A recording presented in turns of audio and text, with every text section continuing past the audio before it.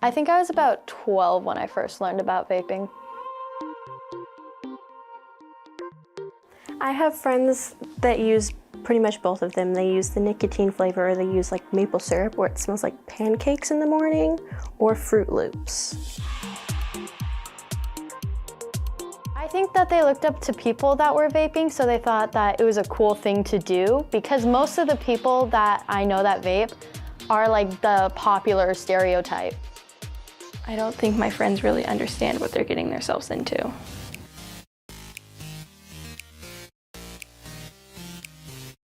The flavoring, the fact that it might look cool to them, or I feel like there's a lot of weird factors that go into it. They come in all sorts of shapes and sizes. Like I've seen ones that are shaped as pens, ones that are shaped as USBs. Probably people use anything to hide it. I don't think my mom knows how many people that are vaping nowadays. Some of my friends do have depression, and I think they'd start vaping because they wanted to find something that would help them with that, and they think that vaping would help them.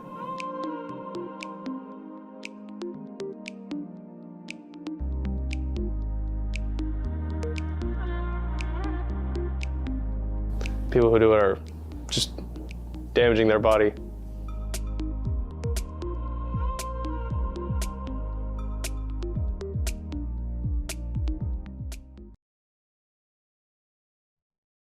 Evening, everybody. Thank you so much for coming out and for tuning in online. My name is Matt Collins. You may have heard me here in radio in Anchorage, Alaska. I'm a broadcaster in the afternoons at KWEL 106.5, and I have a morning show on KBEAR 104.1, and you can see me right in front of you. Thank you so much for coming out tonight. We're going to have a dialogue about e-cigarettes and youth, address an epidemic. We're going to hear about the subject matter from experts, and we will have a chance for you to ask questions. If you are viewing this online, there is a Q&A feature in the Zoom chat that you can use. And if you are here with us at the LUSAC Library, there will be an opportunity for you to ask questions to our experts as well. I do believe this is going to be an extremely informative and interesting evening for all. And once again, appreciate you being here. I think I would like to kick things off, actually, with Bob Craig, the Chief Executive Officer of Alaska Heart and Vascular Institute, and the sponsor of tonight's event. Come on up, Bob. Thank you so much for being here. Please, say a few words. Good evening and welcome. On behalf of the American Heart Association and Alaska Heart Vascular Institute, I'd like to welcome you all for attending this evening's symposium. I think you'll find addressing this important issue of e-cigarettes and youth to be a very important topic, and this evening's conversation will be extremely informative and engaging, and we look forward to the evening. Thanks for joining us.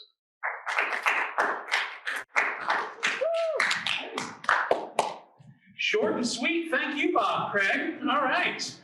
One more time, we will have an opportunity for questions, and with our panelists, we're going to have 3 experts in their field, and it's going to be very informative. The Zoom Q&A section is available. Now, before we start with our panelists, it's my pleasure to introduce Malka Sierra, health consultant and the field of lead of tobacco and nicotine prevention from the American Heart Association. Most recently, Malka was a member of the team driving the American Heart Association's tobacco-free school initiatives. Please turn your attention to the screen and welcome Malka. Thank you, Matt. Appreciate being here today virtually with all you all. And let me just start with the good news. Over the past 20 years, we have seen a significant drop in the number of teens who smoke cigarettes. The good news is for youth in grades 8th, 10th, and 12th grades, cigarette use is below 5%. Other tobacco use among teens has declined. Young adult cigarette use has significantly declined from 2016 to 2017. Now, the not so great news is while 2015, 2016 saw a decrease in the number of teens who vaped, The introduction of Juul contributed to an increase in teen use. In fact, nicotine vaping among teens in the US grew last year at the fastest rate ever recorded for any addictive substance. It's estimated that every day, more than 3,500 high school students start using an e-cigarette. Preliminary data from the CDC shows that the vaping rates for 2019 are continuing to increase. The number of teens who smoke cigarettes has significantly increased. During the 2017 to 2018 alone, e-cigarette use rose by 78% in high school students and 48% in middle school students. Vaping among teens is a serious problem. These kids are getting hooked on nicotine use using nicotine salts in a new form of drug delivery device through peer and celebrity use, sleek packaging, attractive flavors, and marketing targeting toward them. It is important to underscore that more kids are using these products, and they're using them more often. E-cigarettes are now the most used tobacco product by youth and adolescents, except in Blacks who are using more cigars. Not only are kids using e-cigarettes, but they are using them more frequently. During 2017-2018 alone, e-cigarette use rose by 78% in high school students and 48% in middle school students. This is the largest one-year increase seen for any substance in the history of the survey. Students at schools with higher suspicion rates are less likely to attend 4 years of college, are also more likely to be arrested as adults.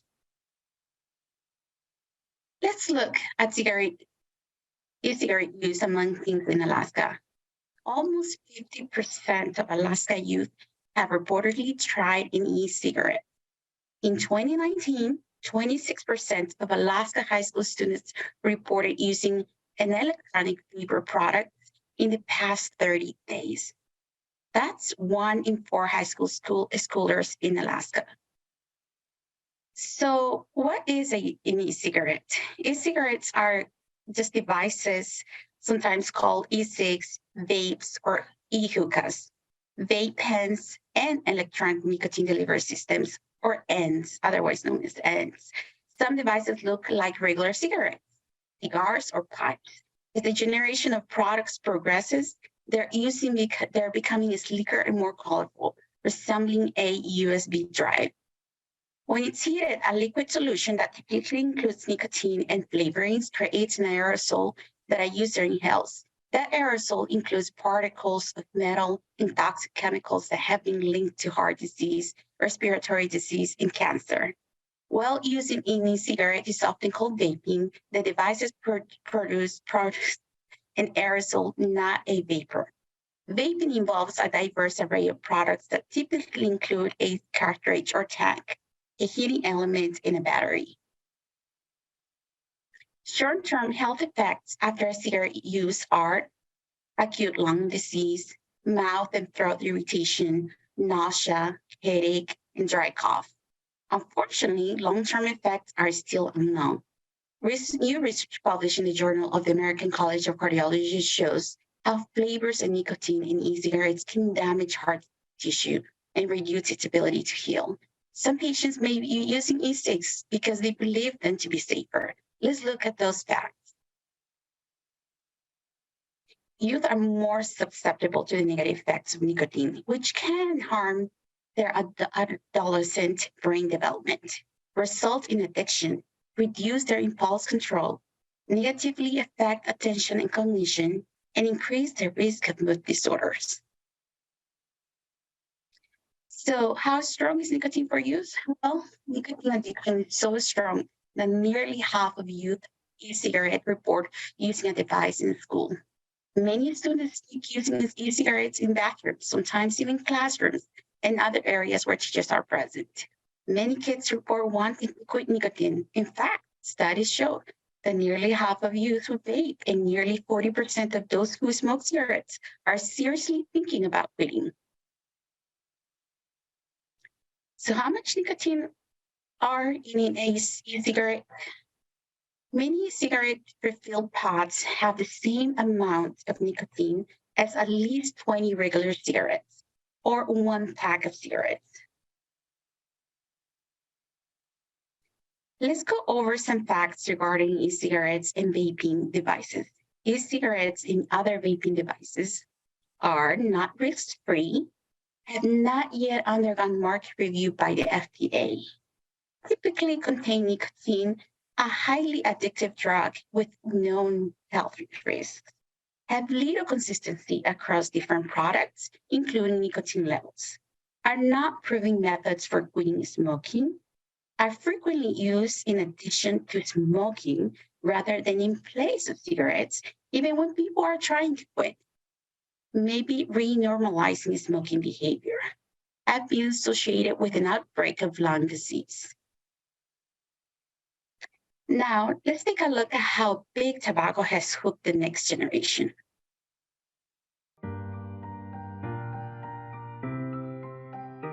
It is very easy to target youth. It's very easy to make something a trend nowadays, especially with social media and how things pop up. Second of all, with the way they create vape pens and making it into different things such as a lipstick, it makes it very easy for them to hide it from their parents.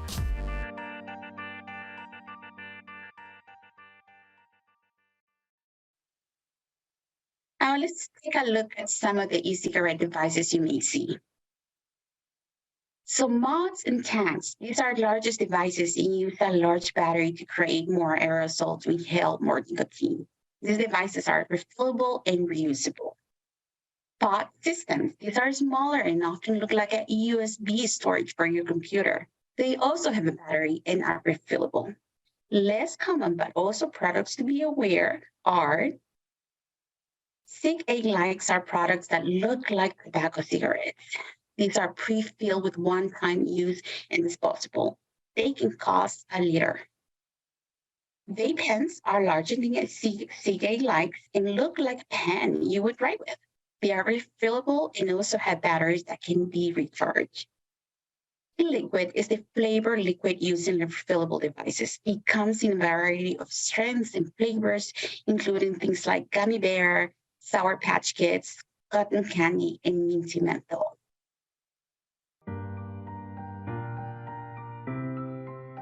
I think that the products that are in use are specifically designed to kind of attract teens and adolescents today. I think that the tobacco industry is very deliberate with their actions, and they know that through their advertisements, through their product designs, they can appeal to the younger audience today. And they know that through different flavors like Lush Ice and strawberry mango and all of these other flavors that you commonly see amongst vaping juices, this really appeals to the younger audience today.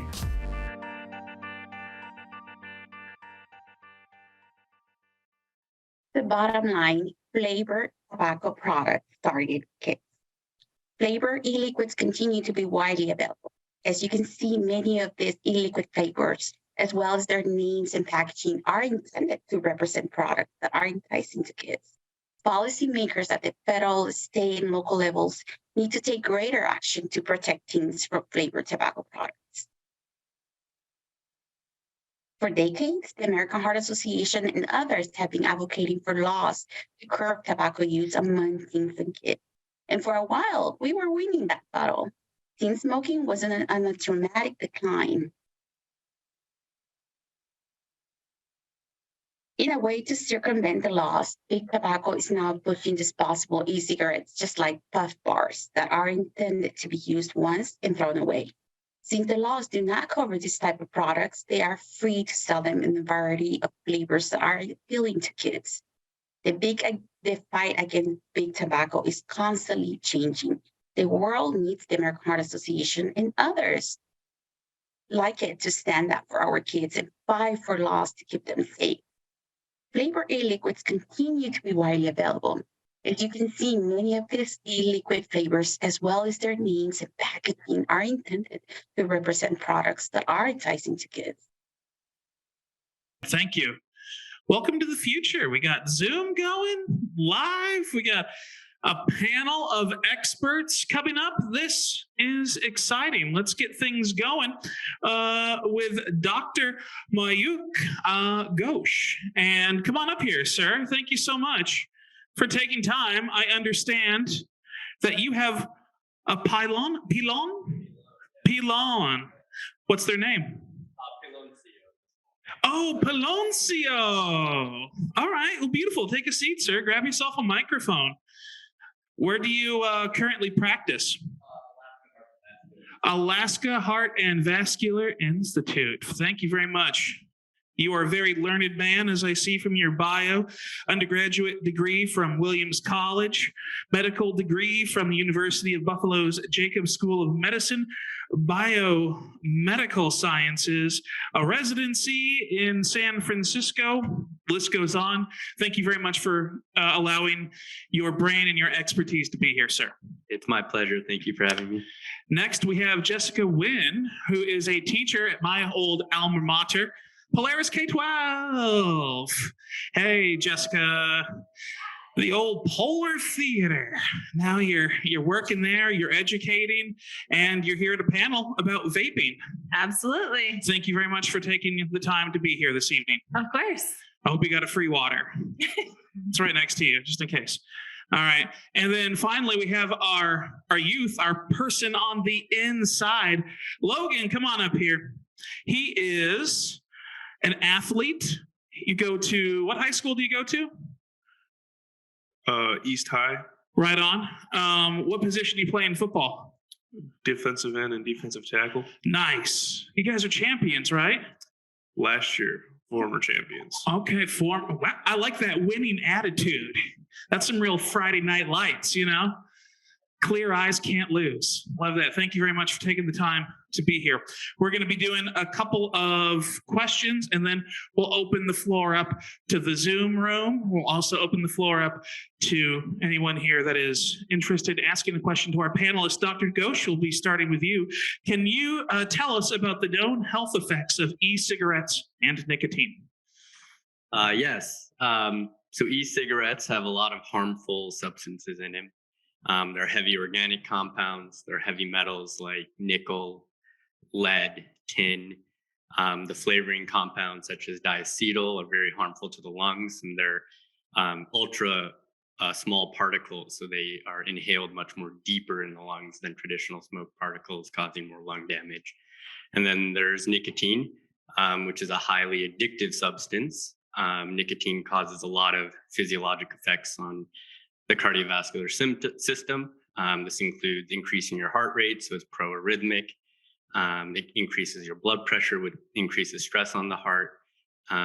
It can constrict the blood vessels, the coronary arteries, and increases the risk of developing plaque and future heart attacks. So overall, certainly not the substance you really want to be inhaling into your body. And e-cigarettes have a significant more amount of nicotine than traditional tobacco products. So it's highly addictive, but even to a more degree than traditional tobacco products, and has much more higher rates of negative substances and harmful substances. Yeah. All right. Thank you very much for that. That's a lot to think about there. Jessica, we can go to you for this next question. Can you share a little bit about what you're seeing in schools? Absolutely. So across the board, what we're noticing is that there is an uptick in students trying to hide the e-cigarettes and the usage of e-cigarettes. It has become sometimes a game to see if they can get away with smoking them in class, and can we hide them from the teacher, whoever's walking around the room. Another thing that we're noticing is that students tend to have more acceptance for e-cigarettes. They are trying the different flavors. They're coming across and saying, oh, I've got the strawberry, what kind do you have? And trading them across. We're also seeing the compounds coming in that are not necessarily the pure cartridge compounds. We don't know what they're mixing with them. So sometimes students come in, they're having side effects that don't necessarily relate to smoking, but that's still coming from that e-cigarette that they've mixed the liquids with. Today, actually, I was speaking to a group of middle schoolers, and we had a conversation about, hey, what do we think about smoking? And they said, oh, vaping isn't that bad. And it's like, ooh, we're in 8th grade and we think that it's not as bad as cigarettes, and that becomes a problem. So that early education is really an important piece that we're seeing in schools that needs to start happening. Yeah, younger and younger it needs to happen. Logan, going to you. So you're there in schools now, if you're able to tell us anything, I mean, you're the one that's here on the stage, bro. So just saying, where in school are people vaping? So mainly bathrooms, anywhere private that they can hide from their teachers, or even I've seen kids in classrooms. The teacher's at the front talking, they look down, they hit it, and they look back and they try to like blow it away and then brush it off like nothing happened. But as I notice it, it's more becoming like desensitized to it because it just happens so much, and Yeah, and if they brush it away, I guess it could, almost be like confused for a perfume or something, up in the air. Like it's alarming, how well it can be hidden in plain sight. Well, thank you very much for that. We're learning fantastic information. So Dr. Ghosh, nicotine is a psychoactive and addictive substance that directly acts on brain areas involved in emotional and cognitive processing. Early exposure to nicotine during the transition from childhood to adulthood. You know what? That was your part. I knew I was sounding a little smarter than I should. I was like, I don't know if I would say cognitive in this scenario. So, hope you're ready for this. Take two. This is live, everybody. All right. All right, we have that basket going around. If you have any questions, if anyone wants to take the reins of this thing, I think they're hiring for a new host any second now. What makes tobacco and nicotine so addictive for youth? That is a very appropriate question for me to ask. Sir. So it's the nicotine mainly. Nicotine is a very addictive substance, and it is psychoactive, as you mentioned, acting on specifically the emotion and cognitive centers of the brain. The brain doesn't fully develop until your mid-20s. I guess if you're a man, maybe a lot longer, but using psychoactive substances during that developmental phase, when you're developing all these hormonal and neurochemical interactions, that's disrupted during that phase, which is really important to brain development. So it leads to cognitive and behavioral challenges. People who engage in e-cigarettes and vaporizers tend to have high rates of anxiety and depression. And then because it is psychoactive and acts on the brain, it is highly addictive, but also leads to withdrawal symptoms. So when people try to stop, they get anxious, they get palpitations, they get sweats. And so it makes it harder to stop and thus that much more addictive. And a lot of people in that transition from child to adulthood are going through so many, here's me using a dime word on a nickel education, physiological changes that these withdrawals can really heighten everything else that's going on in the person's body. So Jessica, what are some of the biggest challenges for schools in addressing this youth vaping epidemic? Absolutely. So we're first, realizing that social media has a huge presence today's day and age.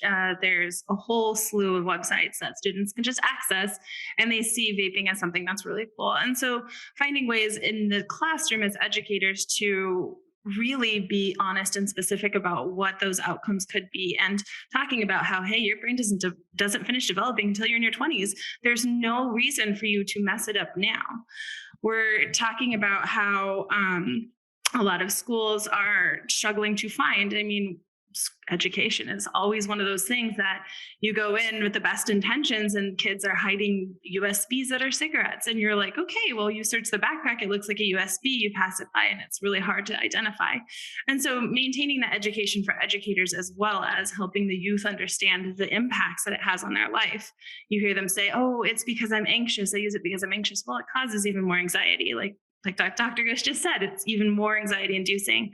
And so really helping students understand what is happening to their bodies and what changes their bodies are going through, but then also educating the educators on what to be prepared for and what to look for when students are using e-cigarettes, when students have these things in their backpacks that look like pens and USBs.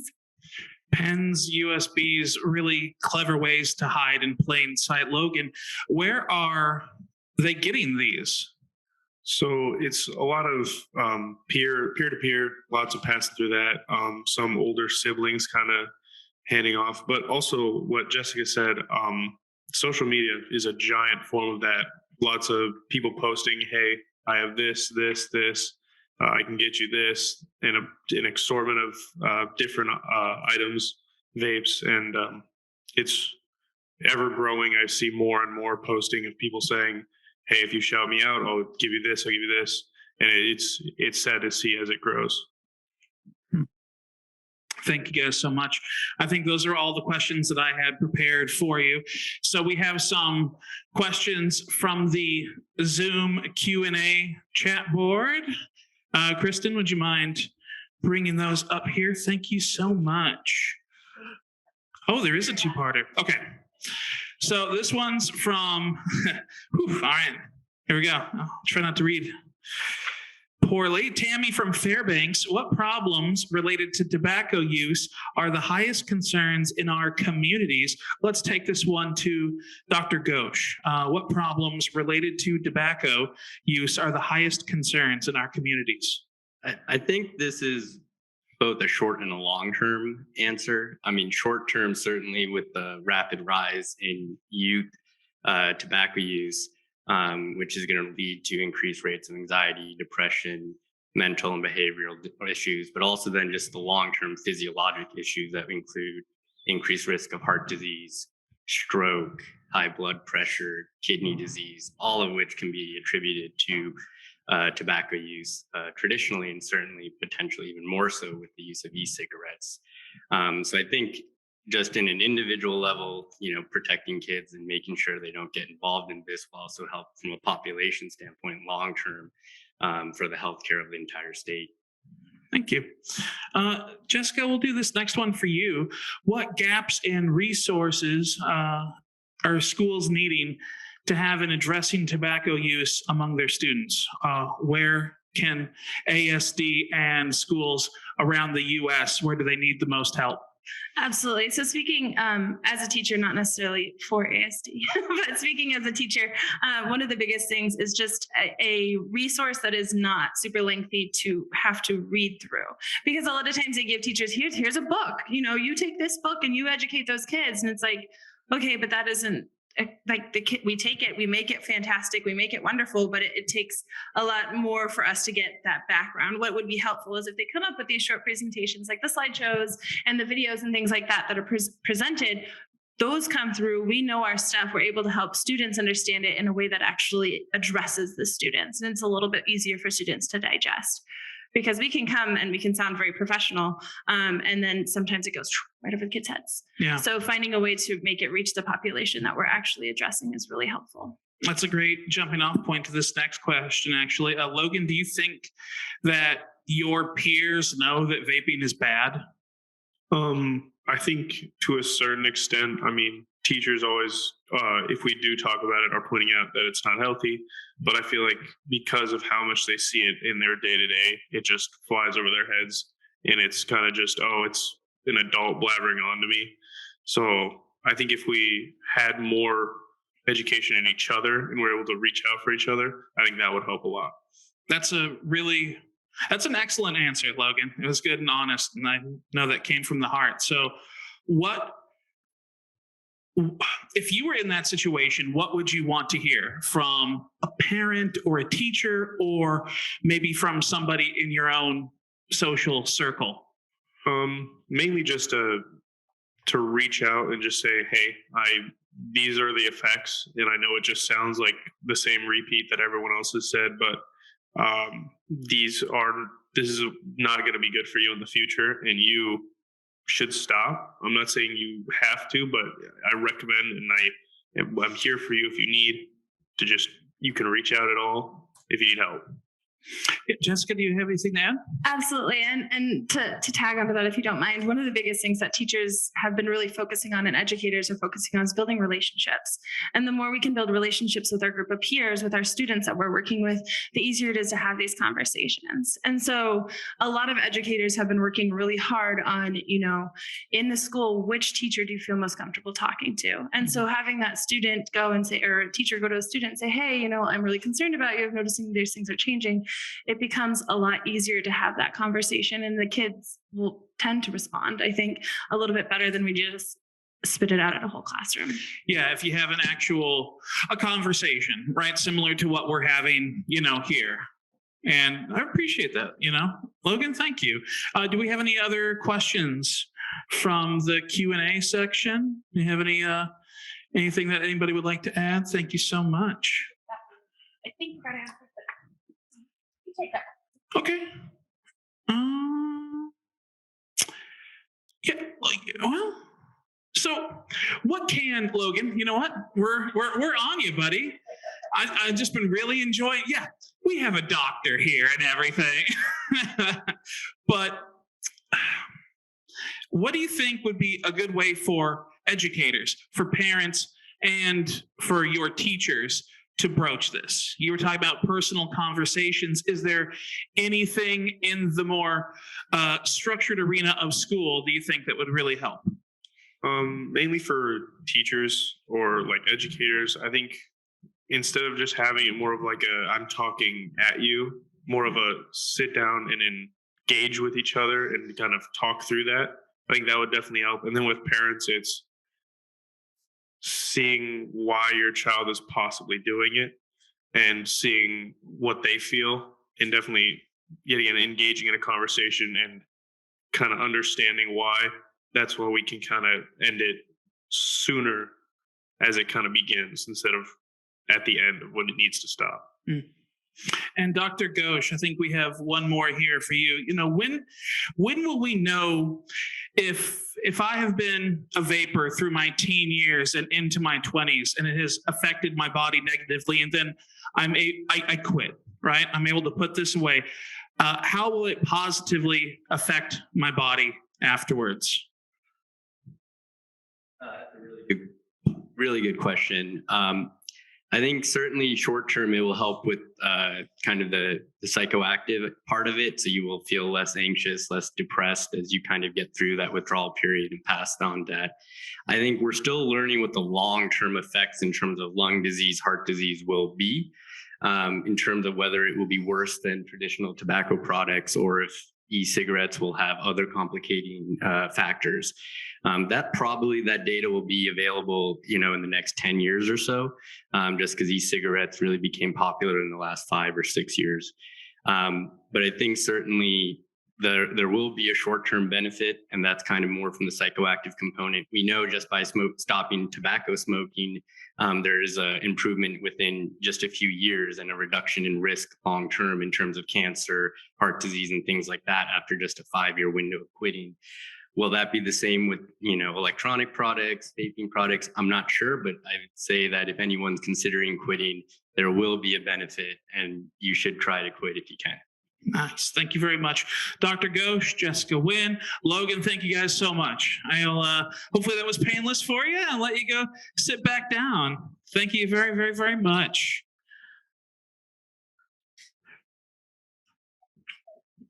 Well, let's welcome back Malka Sierra from the American Heart Association to offer the next steps. Please turn your attention back to the screen. Thank you, Matt. And first and foremost, parents, talk to your children about tobacco and nicotine. Believe it or not, it makes a huge difference coming from you. But before you talk to them, just know the facts. Become familiar with information about tobacco in youth. Most youth who has been surveyed, they want to quit. They want to do the right thing. They're looking for resources to be able to do that.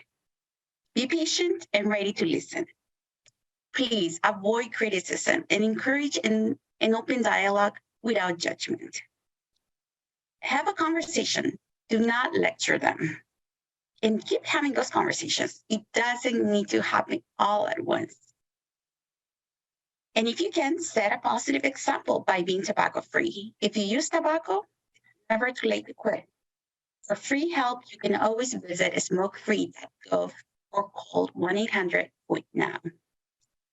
Now, let me share some tips for starting that conversation if you need them. First and foremost, find the right moment. Instead of we need to talk, you could ask your team what they think about the situation, what they think about vaping. Ask for support. If you need to talk to their healthcare provider with another trusted adult, please do so. And answer their questions. Additionally, there are tons of ways for youth to get involved. There are web resources and social media campaigns that help young people stand up and speak out against tobacco use and vaping. Youth activism through American Heart Association's You're the Cure network. Tobacco and vaping activations through the Tobacco Endgame and high school clubs programs. The ultimate end game will be to end all tobacco and nicotine addiction in the U.S. The American Heart Association supports minimizing the use of all tobacco products while ensuring that other products do not addict the next generation of kids. There are several things you can do that will make a dramatic difference in the fight against kids and vaping. One, we're hearing from kids and parents that they did not realize the product contained nicotine and that they thought they were just harmless flavor water. The family and friends of more than 450 reported cases of pulmonary illness can tell you from personal experience it is not the case.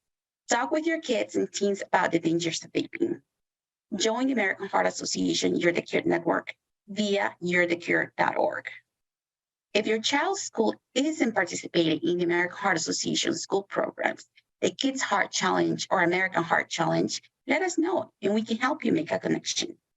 Talk with your school board to understand the actions needed within your school district to confirm their community's commitment to keep kids away from e-cigarettes. This could be in the form of a new school board policy or an update to an existing policy or a resolution demonstrating community support of an enforcement policy already in place. In your company, host a dialogue about the dangers of e-cigarettes and the teen vaping epidemic. Now back to you, Matt. Thank you very much, Malka. I appreciate that. And thank you very much for everyone here at the LUSAC Library and streaming us online for joining us this evening. Thank you to our panelists and presenters. I hope you drive safely. I hope that you surf the web safely. And I've been Matt Collins, your host. Thank you so much for hanging out.